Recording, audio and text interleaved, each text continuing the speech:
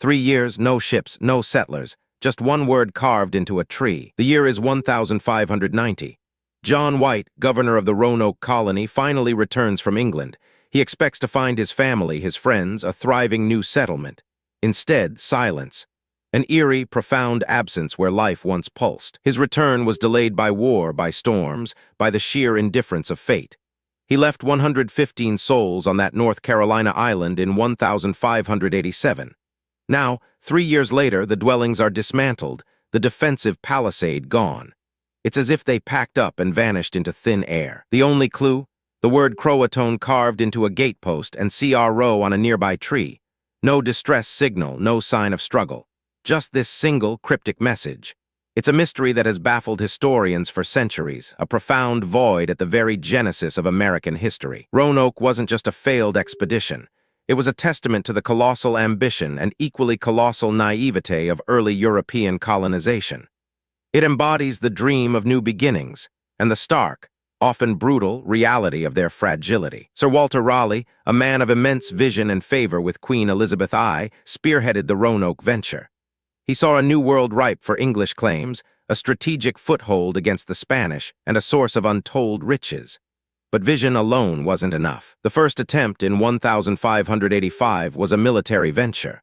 Led by Sir Richard Grenville and governed by Ralph Lane, it quickly descended into conflict with the native Algonquian people. Resource scarcity, cultural misunderstandings, and aggressive tactics doomed it from the start. This initial failure taught Raleigh a harsh lesson. A military outpost couldn't sustain itself.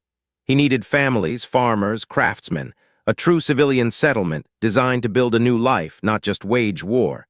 This was the vision for John White's colony. White himself was an artist, a cartographer, and an astute observer. His detailed watercolors of native life, flora, and fauna are some of the most precious historical records of the era. He understood the land, but perhaps not the depth of human nature or the unforgiving wilderness. In 1587, White led 117 men, women, and children to Roanoke. Among them was his daughter, Eleanor Dare, and her husband, Ananias. Eleanor would give birth to Virginia Dare, the first English child born in the Americas. A symbol of hope, a tangible seed of a new nation. But this fresh start was plagued by familiar problems. Relations with local tribes remained fraught. Supplies dwindled faster than anticipated. Within weeks, the colonists pleaded with White to return to England for more provisions and aid. It was a heart-wrenching decision. White left his daughter, his granddaughter, his entire community with the promise to return swiftly. He instructed them, if they moved, they should carve a Maltese cross into a tree, signifying distress. A vital piece of information that would later haunt him. But fate, as it often does, intervened with cruel irony. The Anglo-Spanish War erupted, culminating in the Spanish Armada. Every available English ship was pressed into service, preventing White's return. 3 precious years slipped by. Imagine the colonists on Roanoke, watching the horizon, day after day, for the sails that never appeared.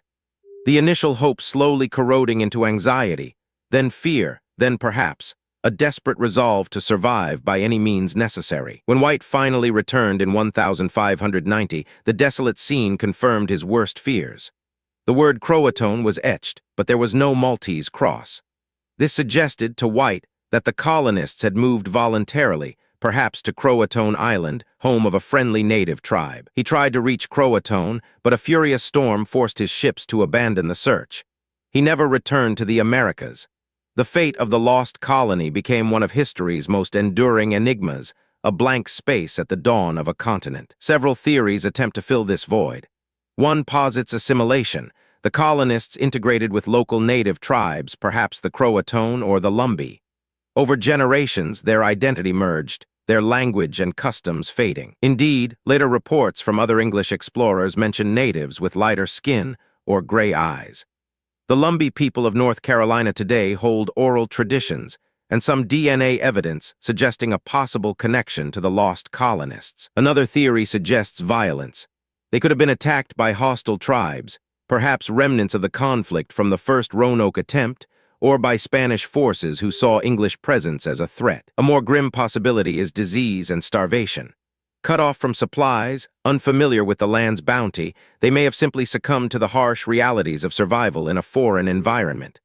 The wilderness, indifferent and vast, swallowed them whole. The Roanoke mystery is more than just a historical puzzle. It's a profound meditation on the fragility of human endeavor, the unforgiving nature of new beginnings, and the consequences of isolation. They sought a fresh start, but found only oblivion. It forces us to consider how quickly hope can turn to despair, how easily plans can unravel, and how vulnerable we are when disconnected from our communities and support systems. Their disappearance echoes a universal human struggle. In our own lives, we often embark on new ventures, new relationships, new careers with boundless optimism. Roanoke reminds us that even with the best intentions, the journey is fraught with unseen challenges, requiring resilience, adaptability, and an understanding of our own limitations. The lost colony, in its silence, speaks volumes about the human condition. Our yearning for progress, our capacity for both grand ambition and devastating failure, and the enduring mystery of what lies beyond the known, just out of reach. What other historical mysteries hold profound lessons for our modern lives?